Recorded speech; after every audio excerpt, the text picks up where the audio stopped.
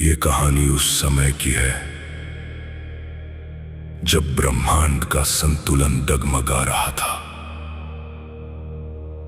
ये गाथा है महादेव के पिनाक धनुष और उनके तेजस्वी त्रिशूल की।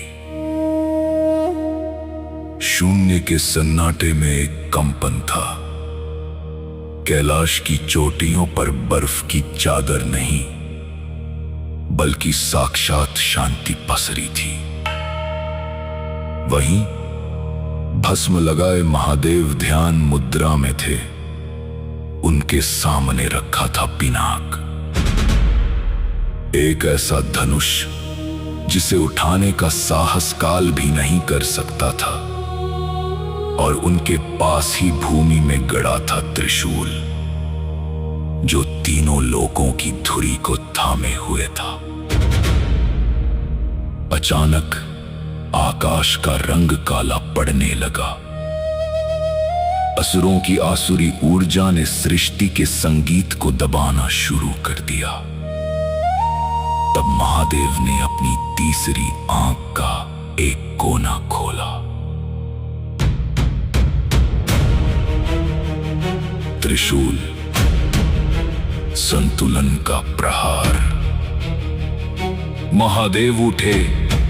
उनका शरीर श्वेत आभा से चमक रहा था, जैसे हजारों सूर्यों की रोशनी एक जगह सिमट आई हो। उन्होंने अपना त्रिशूल हाथ में लिया। जैसे ही उनकी उंगलियों ने त्रिशूल के मध्य भाग को छुआ, उसकी तीनों शाखाएं धधक उठी।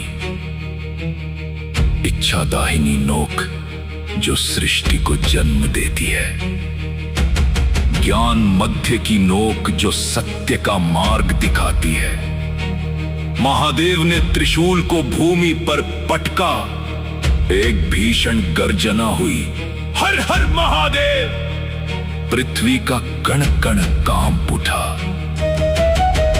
त्रिशूल से निकली ऊर्जा की लहरों ने ब्रह्मांड में फैले नकारात्मक जालों को एक ही क्षण में भस्म कर दिया। ये केवल शस्त्र नहीं था, ये परम चेतना का विस्तार था। जब अंधकार ने अंतिम प्रहार करना चाहा, तब शिव ने अपना विशाल धनुष पिनाक उठाया।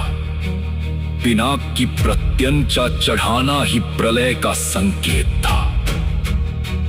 जब शब्द मौन हो जाते हैं, तब पिनाक की टंकार सत्य की स्थापना करती है। शिव ने पिनाक पर कोई बाण नहीं चढ़ाया।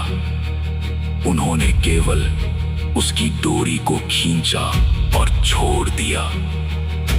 उसकी आवाज से ब्रह्मांड की 10 दिशाएं गूंज उठी। उस ध्वनि तरंग ने असुरों के अहंकार के किलों को धूल में मिला दिया। जहां त्रिशूल ने शरीर का अंत किया, वहां पिनाक की टंकार ने आत्मा के भीतर के अज्ञान को मिटा दिया। युद्ध समाप्त हुआ। कोई रक्त नहीं बहा, केवल प्रकाश का साम्राज्य था। शिव फिर से ध्यान में लीन हो गए। उनका चरित्र एक ऐसे योद्धा का था जिसने युद्ध जीता, पर उसके मन में कोई अहंकार नहीं था। त्रिशूल फिर से भूमि में स्थापित हो गया, ये याद दिलाते हुए कि भूत, भविष्य और वर्तमान सब शिव के नियंत्रण में है। शक्ति तभी सार्थक है जब वह धर्म और शांति के लिए हो। कैलाश की ठंडी हवाएं आज भी वही कहानी सुनाती हैं कि जब जब अधर्म बढ़ेगा, महाकाल का त्रिशूल जागेगा और पिनाक की टंकार से फिर से सत्य का उदय होगा।